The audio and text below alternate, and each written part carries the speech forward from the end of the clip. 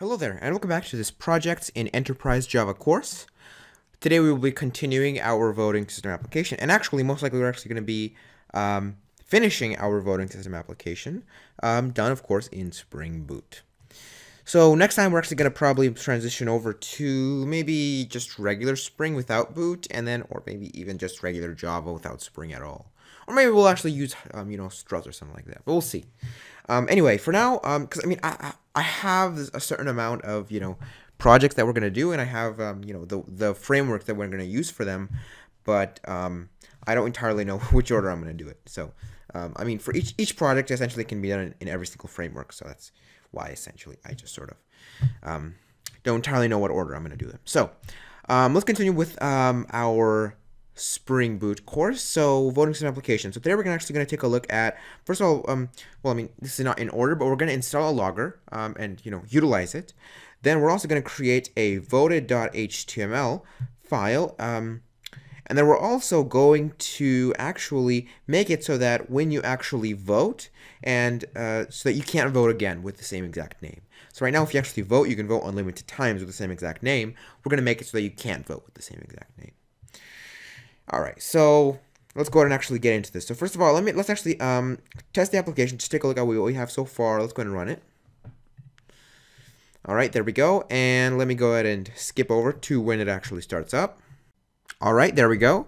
So now if we go ahead and go to Safari and go to localhost, we can now insert the name Bob, and submit, and there we go. So now we can actually click to vote for Billy Fort or click to vote for Henry Mann. Let's go and vote for Henry Mann. And there we go. So right now we're actually getting an error, so we can't find voter.html, but it's still, this is expected, and so it's still performed the vote. So if we go to our terminal here, and go ahead and do select all from candidates, we see now how Henry Mann has one vote, and if we can actually go ahead and go do localhost 8080, and now we can do just Bob here, and now we can vote for Henry Mann again, and now if we go to terminal, you'll see how now Henry Mann has 2 votes. What's odd though is that Billy Fort now has 4 votes, which is odd. Let me take a look at what exactly can be causing that. All right, so I actually figured it out. The problem, of course, was that when we restart our application and start up Safari, it actually reloads the page, and in a result, it actually votes for that candidate again, which will actually be solved if we go ahead and actually implement the whole can't vote if you've already voted thing. So let me go and actually let's do that now. So now that we've got we've demoed our application, now we can go ahead and sort of implement this. So first of all, what we're going to do is we're going to do here model. Then we're going to have HTTP session. Whoops. It's amazing. Whenever I start doing a recording, I immediately forget how to type. See what I'm talking about? See what I can't type. I tried to type session there. Session. There we go. Finally, after like 5 tries, I got it. Okay, so in our HTTP session, what we're now going to do is we're going to do session dot set attribute, and the name is going to be citizen, and the value is going to be citizen here. So we're going to insert this citizen here into session so that we can then check to make sure that he hasn't already. No, not check. We can then right here we can actually mark him as voted. So to do that, all we have to do is do citizen. No, we're going to do citizen C. C equals session dot get. Whoops. All right, we need to insert session as well. So we're going to do HTTP session. And then here we're going to do citizen dot, whoops, no, what am I doing? Session dot get attribute, and we're going to get citizen. There we go. Okay, so now, whoops, what seems, oh yeah, so we need to cast this then to citizen, because it just returns object from capital letter. There we go. All right, and now we can do c dot set has voted equals whoops, nope, what am I doing? C dot set has voted true. All right, there we go. And we can actually, what we can rather do is put this right here and then here do if C dot has voted, get has voted. We're going to do this right here. And then we're going to return voted.html here as well. Also, our candidate here, we can now actually change this C to citizen. And then let's go ahead and copy this here. Citizen.hasVoted and then citizen.set has voted true. And then we're going to do citizen repo.save and citizen. All right, and there we go. And otherwise, we're actually going to return already voted.html. All right, there we go. So now we've got like a pretty complex logic here. It's pretty simple if you really take a look at it. We just set citizen.set. If citizen.get has voted is equal to false, then we set it to true and then actually perform the vote and then save both of these into the database. And if you're wondering how exactly this works when we do insert it, it actually works based on the ID. So if when we insert citizen, it knows not to create a new citizen because we already have a citizen that we already have a citizen with the same ID. So it'll just update it and not, create a new one. All right, and there we go. So we've done that. Now let's test this out. Let's make sure that it works. In theory, everything should be working. Let me go ahead and run this. Of course, there are definitely going to be errors. I mean, how many times has anybody really made a Spring code that didn't have errors? Probably even the creator of Spring creates Spring code with errors at this point. It's pretty Spring code. It's something. All right, there we go. Let's go to Safari. Especially with Spring Boot, there's so much sort of magic happening that it's very difficult to fully understand what's going on. So there's a lot of things that you just that essentially just happen under the hood and you don't see them, and that's great. But it creates for it writing the code for it. It's difficult to fully grasp what's going on. So let's insert the name Bob. All right, let's vote for Henry Mann here. And there we go. So now, in theory, if we go to terminal and then select all from citizens, now, okay, so has voted it doesn't show true and false values for some reason. It's probably a MySQL bug. Let's go to local. Let's just try doing it like this: localhost 8080, and then right here. And now let's do Bob, and there we go. So now it takes us to a you have already voted page. And even if we go back here to this right here. Does this actually do it? Let me take a look at if that works. Nope. Yeah, so it still doesn't vote. So even when you do vote for ID equals 2, it's still, yeah. So now it takes us to you have already voted. And so we can't vote even if, we just do that URL. And so it doesn't work. So if we go and actually take a look. So we only voted once, and so it goes up to 5. So we were at 4, then we voted once, we went up to 5, and now we're at 5 again. So yeah, there we go. Perfect. So it works. All right, so now we've done that. Let's actually go ahead and create the voted.html page. This is going to be in, where is this going to be? In templates, of course. By the way, if you're wondering how it exactly knows where the HTML pages are, Thymeleaf actually will look for the pages in templates automatically, so by default. You can change it, but this course is only a certain amount of time, so. That's why we're not. Anyway, new file. HTML file. Whoops, no, file. Okay, no, I want to. Okay, no, not new file. New other. HTML file. Voted.html. All right, there we go. Voted.html. And so let's copy in this right here. Just like that. And here we're going to have h1.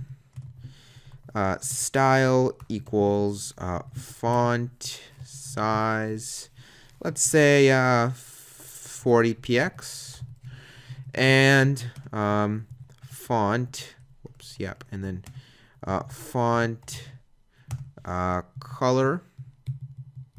No, whoop, it's going to be color just without font. Color will be You know what? Let's go all out. Let's do black. Wait, no. Why did I do black? That's not all out. Blue. I meant blue. There we go. So it'll look really tacky, like one of those 90s style websites. All right, there we go. So now that we've done that, we can now do thank you for voting. And there we go. All right, so let's save that. Okay, so now we've done that. Let's go and test this out to make sure everything works and actually use our application. So we've already got a pretty good application. I'm thinking that the United States government will definitely buy this for its next election. Well, United States government, this is probably going to be all governments are going to be buying this for their next election. I mean, why wouldn't they? You know? No, it's of course, a joke. Okay, I realize now that we won't actually be able to vote though, since we will have to change the false value to true. So it already is. So insert into candidates. We will have to do update. No, or is it update? What? I totally forgot already. What is it? Can't believe I forgot SQL. Yeah, update. Update citizens set has voted equals true where ID equals 2. All right, there we go. So now here we can insert Bob. Okay, so it gives us you have already voted. Okay, that's odd. Oh right, I set it to true. We need to set it to false. That makes sense. Whoops, nope. False. There we go. Bob, submit. Let's do Henry Mann, and there we go. Thank you for voting. There we go. We did it. So we voted. It's done it, and now we can go select all from candidates, and there we go. Now we have 6 votes. And if we try to redo this, then we get Bob, and we get you have already voted. There we go. Perfect. So it works. So now let's go and actually add a logger, and we might even be able to add, if we have time, we'll add, a functionality for actually seeing who won, and not, just going to the database and look at it manually. Anyway, let's go actually configure our logger now. Okay, so we're actually going to be using Spring's built-in logging capabilities. So in our application.properties, all we have to do is do logging level org spring framework web equals, and then let's just do debug for now. There we go. I think that's correct. There we go. And we can also do logging level org hibernate equals, and then let's just do info. All right, there we go. And now, in theory, if we run this, we should get some pretty good outputs. So it should work in theory. Oh, there we go. Debug. So now we have debug. Before we didn't have debug. So that's that's cool. That's cool. Debug info debug. So yeah, there we go. Pretty cool. We can change all of this to error as well. So this way, all we will really get is the errors. So let's run this now.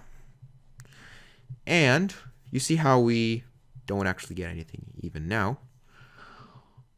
Here you go. You see it's starting up, and usually it would have, a bunch of lines at this point.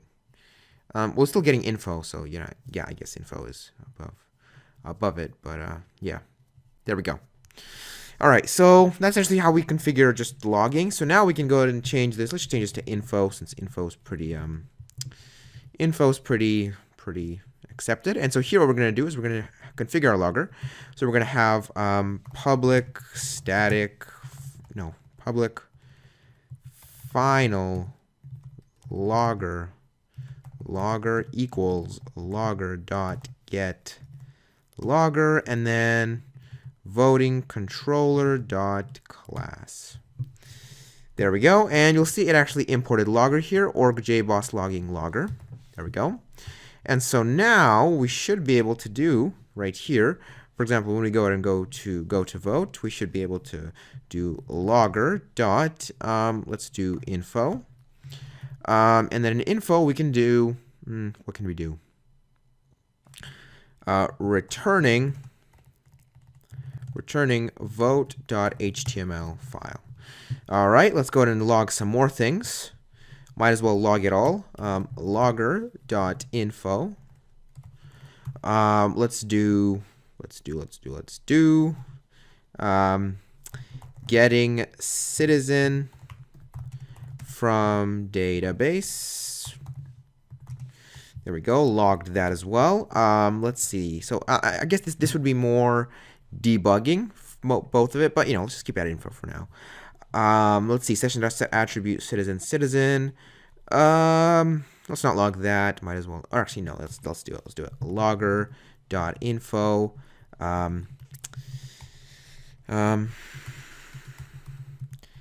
Putting citizen into session. There we go. Then here we can do logger.info. What else can we do?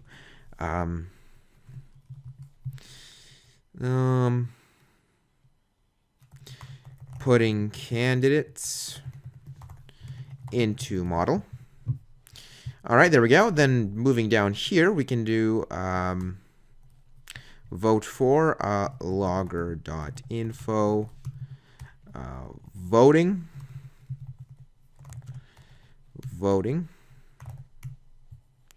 Then here we can do logger.info.